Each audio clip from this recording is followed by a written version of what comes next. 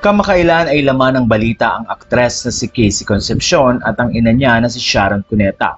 Ito ay nagsimula nang magkaroon ng interview si Casey para sa movie na ipapalabas internationally. Ayon sa mga netizens, naawa na sila sa sinasapit ni Casey at Sharon dahil na rin sa issue ng kanilang pamilya at tila nadadamay na dito ang boyfriend ni Casey na si Steve Buttigieg.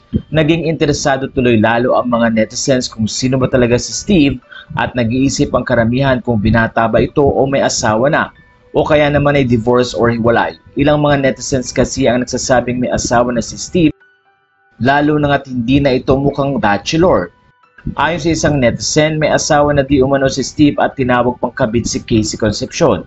Dahil dito, marami ang nag-isip na baka isa ito sa dahilan kung bakit lalong nagkakaroon ng hindi pagkakaunawaan sa pagitan ni Casey, Kiko, Kaki at Sharon. Sa huling pahayag ni Casey at mensahe niya kay Boy Abunda, sinabi nito na nais na niyang mag-focus sa sarili niya at hindi na para sa ibang tao. Ayon pa kay Casey, hindi na siya bata para i-please ang mga nakapaligid sa kanya. Sinabi naman nito na kahit nag-unfollow siya sa social media ng kanyang stepfather na si Kiko at half-sister na si Frankie, hindi naman di umano mawawala ang kanyang pag-ibig sa mga ito dahil pamilya sila. Pero sa mga revelasyon ng netizens ay marami ang nagulat tungkol kay Steve. Matatandaang ang tanging impormasyon lamang kay Steve ay isa itong banker sa Switzerland.